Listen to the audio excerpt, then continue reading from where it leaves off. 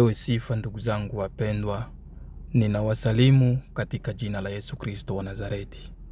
Karibuni tena katika somo letu la leo, na katika somo hili tutakwenda kujibu swali ambalo linakuwaga linaulizwa na watu wengi. Je, watu ambao wamekufa bila kumjua Mungu, je, watu hao wakifa hawakujua Injili, hawakujua Kristo, hawakumjua Mungu, je, wakifa watahukumiwa, wataingia mbinguni ama watafanywaje? Wanakufa bila kujua sheria za Mungu. Lakini pia katika kujibu swali hili, humo ndani ya kujibu hili swali tutazungumuza habari za haki inayomfanya ili mtu aingie mbinguni. Haki ya mtu kuingia mbinguni, ili mtu apate uzima wa milele, inatakikana afanye kitu gani? Afanye wajibu gani? Kwanza, kabla sijaanza kufundisha, nitakumbusha watu katika masomo niliyofundisha huku nyuma. Paulo alisema kwamba hakuna hesabiwaye haki kwa matendo ya sheria. Sasa nikauliza, hiyo haki aliyosema hapo Paulo ni haki gani? Ni haki ya nini? Maana kuna watu wanaweza wakafundisha na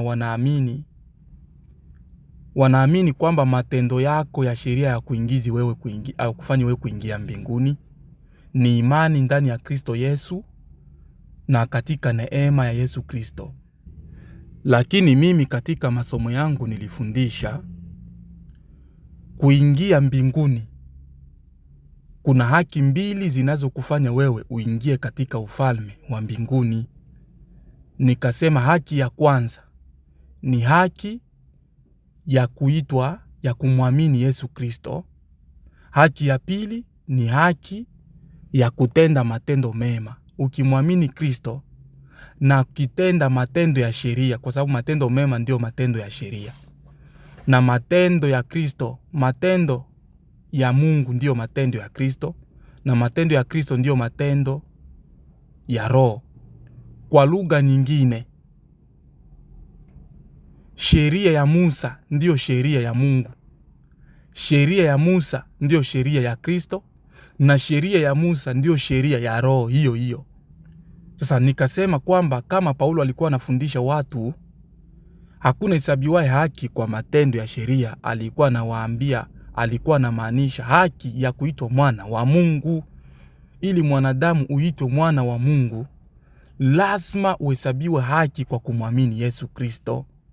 Haki ya kuitwa mwana wa Ibrahimu kwa sisi mataifa. Hatutarudilia hilo somo tena. Tunaenda katika somo letu. Utaingia mbinguni kwa kuheshimu sheria za Musa, na utaingia mbinguni kwa kumwamini Yesu Kristo. Hivyo vitu viwili ukiwa navyo ndio vinakuqualify kuingia katika ufalme wa mbinguni. Sasa tujibu swali letu kwanza. Je, mwanadamu anahesabiwa haki kwa sheria? Na humu ndani andiko hili ndo tutapata jibu, ndo tutakwenda kujibu swali la watu wasiomjua Mungu, wasiojua sheria za Mungu, wataingiaje? Wataweza wakaingia mbinguni? Watafanyweje? Hebu tusome 12. Kwa kuwa wote waliokosa pasipo sheria watapotea pasipo sheria. Hiki ni kitabu cha Warumi 2:12. Na kwa taarifa yako naye nisikiliza, sheria ndizo zitatumika pia kuhukumu watu siku ya mwisho. Sheria ya Torati kabisa, sheria ya Musa. Naomba nifate vizuri hapa, tunajibu hili swali la somo letu la leo. Kwa kuwa wote waliokosa pasipo sheria watapotea pasipo sheria. Unaona, Paulo anaanza kujibu, alikuwa anawafundisha watu wa Rumi, anawaambia wote waliokosa pasipo kuwa na sheria, pasipo sheria watapotea. Yani Paulo anajibu straight, watapotea lakini pasipo sheria, watapotea pasipo sheria. na wote waliokosa wenye sheria watahukumiwa kwa sheria. Kwa hiyo hapa tumepata sheria itatumika kuwahukumu watu siku za mwisho. Sheria inatumika kuwahukumu watu wakati wa sasa, lakini pia siku ya mwisho. Sheria ya Musa, sheria ya Musa ambayo ni Torati kabisa kabisa. Kama nilivyotangulia kuambia, Torati ya Musa au sheria ya Musa ndiyo sheria ya Mungu. Sheria ya Mungu ndiyo sheria ya Kristo. Sheria ya Kristo ndiyo sheria ya Roho. Tushuke chini. Na wote waliokosa wenye sheria watahukumiwa kwa sheria. Hapa unaambiwa ukiwa unajua sheria lakini ukashindwa kutenda yale yaliyoandikwa ndani ya sheria, utahukumiwa kupitia hiyo sheria ambayo ulijua. Lakini yule mtu ambaye hakujua mambo ya Mungu, hakujua sheria, na yeye pia atapotea pasipo sheria. Huku chini tutajua atapotea aje. Tushuke chini. Neno la Mungu linasema, kwa sababu sio wale waisikiao sheria walio wenye haki mbele za Mungu, bali ni wale waitendao sheria watakaohesabiwa haki. Unaona? Kumbe mtu anahesabiwa haki kwa kutenda matendo ya sheria, matendo ya Torati, matendo ya sheria. Na hii hapa inaandikwa ni Torati ya Musa kabisa. Kule Paulo alisema kwamba hakuna hesabiwa haki kwa matendo ya sheria. Huku tena Paulo anasema bali ni wale waitendao sheria watakaohesabiwa haki. Kwa hiyo Paulo anatuchanganya ama ni nini? Kumbe Paulo alikuwa anamaanisha sheria, ili uitwe mwana wa Mungu unahesabiwa haki kwa imani. Hakuna hesabiwa kwa matendo ya sheria. Nishafundisha hilo somo, sitaingia huko sana. Lakini kuingia mbinguni, haki ya kukuingiza mbinguni, lazima uheshimu sheria. Lazima uwe na imani ya Kristo Yesu na unaheshimu sheria. Sasa tumeshapata mtu anahesabiwa haki kwa kutenda matendo ya sheria, haki ya kuingia mbinguni. Twende tuko tunajibu swali hilo ambalo linakuwaga linauliza sana. Kwa maana watu wa mataifa wasio na sheria wafanyapo kwa tabia zao yaliyo ndani ya Torati. Unasikia? Hao sio, ama turudilie. Kwa maana watu wa mataifa wasio na sheria, unaona, watu wa mataifa ambao hawamjui Mungu hapa, wafanyapo kwa tabia zao yaliyo ndani ya Torati. Hao wasio na sheria wamekuwa sheria kwa nafsi zao wenyewe. Wamekuwa sheria kwa nafsi zao wenyewe. Kwa hiyo kabila yoyote, nchi yoyote ambayo hayapata neno la Mungu, haimjui Kristo, haijui sheria za Mungu, wao wanaishi hawajui mambo ya Mungu. Wakiwa ndani ya nchi yao ama lendi yao, wakiwa wanatenda matendo, wafanyapo matendo ya sheria, wanakuwa sheria kwa nafsi zao. Wao wanakuwa sheria kwa nafsi zao wenyewe. Kivipi? Kwa nini Paulo anajibu, anasema kwa sababu hao waionesha kazi ya Torati iliyoandikwa ndani, iliyoandikwa mioyoni mwao, dhamiri zao zikiwashuhudia na mawazo yao wenyewe kwa wenyewe. Paulo anasema hao watu ijapokuwa hawana kitabu cha Torati, ijapokuwa hawana Biblia, hawajui Mungu, lakini waliumbwa, ndani yao muliandikwa sheria. Hapa inakufundisha ni ili somo linakufundisha nini? Linakufundisha mwanadamu yeyote, hata kabla hajamjua Mungu, alakuwaga ameshawekewa sheria za Mungu ndani yake. Sasa nikuambie jambo kubwa. Sheria zilikuwepo kabla ya Musa. Narudia tena. Sheria zilikuwepo kabla Musa hajazaliwa. Zile sheria za Torati nyingi zilikuwepo kabla Musa hajazaliwa. Na nitakueleza kwa nini. Kwa sababu Nuhu alipokuwa ndani ya safina, alipotoka ndani ya safina, Mungu alianza kuwafundisha. Mungu alikuwa anamwambia Nuhu na familia yake wasikunywe damu. Kunywa damu ni sheria. Damu ya mnyama ile ni sheria. Sasa Musa alikuwepo wapi? Watu wengi wanafikiri kwamba sheria za Mungu zilianza wakati ambapo Musa anapewa zile sheria katika mlima Sinai. Hapana. Sheria za Mungu zilikuwepo ndani ya moyo wa Mungu kabla Musa hajazaliwa. Kama vile jina la Mungu lilikuwepo, lakini hakulifunua kwa nani? Hakulifunua kwa Ibrahimu na Isaka na Yakobo, lakini akakuja kulifunua kwa nani? Kwa Musa. Hivyo hivyo sheria za Mungu zilikuja kufunuliwa sasa kiuwazi, kiundani zaidi, kiukubwa na kiupana wakati wa Musa. Ndo zikaandikwa sasa kwenye majiwe, zikaandikwa kwenye vitabu, lakini haimaanishi kwamba sheria za Musa zilianza, sheria za Torati zilianza wakati wa Musa. Ukifikiri hivyo unapotoka. Ndio kwa maana unaona watu wa zamani walimtii Mungu, waliheshimu Mungu. Waliheshimu Mungu kwa nini? Kitu gani kilisababisha wao waitwe wanaheshimu Mungu? Wanaheshimu Mungu kwa sababu ya sheria. Wanaheshimu Mungu kwa sababu Mungu aliwafundisha sheria. Mungu alimwambia Kaini, usiue Abili, usiue.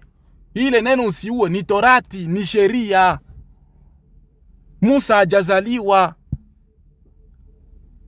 lakini sheria ilikuwa ishakuwepo, ila Musa alikuwa bado hajazaliwa. Yusufu akamwambia mke wa Potifa, hapana, sitafanya hivi, sitalala na wewe, nitamkosea Mungu wangu. Zile ni sheria. Haimaanishi kwa sababu Musa alikuwa hajazaliwa ndo kwa maana hazikuwa sheria.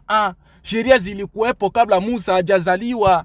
Musa alikuja sasa kupewa sheria, ufunuo kwa watu wengi sasa kiupana, ili watu wamuelewe Mungu kiupana zaidi, lakini sheria zilikuwepo zamani. Na ndo kwa maana unaona hapa hao watu ambao hawamjui Mungu wanahukumiwa kwa dhamiri zao, sheria zilizokuwa ndani yao, hata kama wana Torati, hata kama wana kitabu, lakini wanahukumiwa tu. Wakiua, Mungu anawahukumu. Wanapotea pasipo sheria. Kwa nini? Kwa sababu Biblia nasema ndani yao ziliandikwa, dhamiri yao iliwashuhudia. Hao waionesha kazi ya Torati iliyoandikwa mioyoni mwao, dhamiri zao zikiwashuhudia na mawazo yao wenyewe kwa yenyewe yakiwashitaki au kuwatetea. Unaona, hata kama hujui Mungu, hata kama hujui Kristo, hata kama ulizaliwa familia ambayo hamjui Mungu, hata koto, kwa sababu huko mwanadamu ukiwa unaishi na nituambiane ukweli, watu wengi wa zamani walikuwa wanaishi kwa upendo, ijapokuwa kukosi mauaji. Ndio ili Paulo anasema mtu ambaye hajui Mungu, hajui sheria za Mungu, akiua anahukumiwa, anapotea. Siku ya mwisho atapotea, kwa sababu aliua na dhamiri yake ilimshuhudia kuua ni vibaya.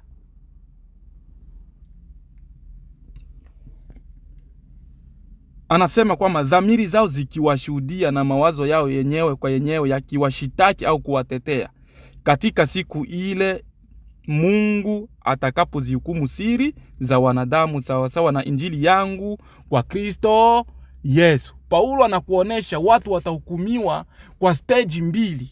Watahukumiwa kwa vitu viwili. Ndio kwa maana ukisoma hata kwenye Biblia nasema na vitabu vikafunguliwa, kwenye kitabu cha Ufunuo. Na vitabu vikafunguliwa. Vitabu vya sheria vitafunguliwa ili kuhukumu watu siku ya mwisho. Siku ya mwisho sheria za Musa zitatumika kuhukumu watu. Siku ya mwisho injili ya Yesu Kristo itatumika kuhukumu watu. Ndio Paulo anakuambia kwamba katika siku ile Mungu atakapozihukumu siri za wanadamu sawa sawa na injili yangu, injili ya Paulo. Paulo anasema neno gumu. Injili yangu ilisema kwamba siku za mwisho watu watahukumiwa kwa Kristo Yesu. Kwa vile vitabu ambavyo vinaandikwa pale na vitabu vikafunguliwa ni vitabu vya injili, ni vitabu vya imani ya Yesu Kristo. Watu watahukumiwa kwa kukataa kumwamini Kristo, lakini pia watu watahukumiwa kwa sheria. Vitabu vya sheria vitafunguliwa, kwa hiyo sheria haziishi. Sasa kama wewe unafikiri kwamba tuko ndani ya Kristo Yesu, tuko ndani ya neema, tusirudie tena kwenye Torati ilishapita, umepotea. Maana andiko nimekupa. Mtu anahesabiwa haki kwa kutii sheria. Mtu anahesabiwa haki kwa kumwamini Yesu Kristo. Haki ya kuingia mbinguni. Ndio kwa maana Yesu akasema unazijua amri, ukitaka kuingia mbinguni ziheshimu, zishike amri. Neno la Mungu likasema heri wafu wafao katika Bwana. Unasikia?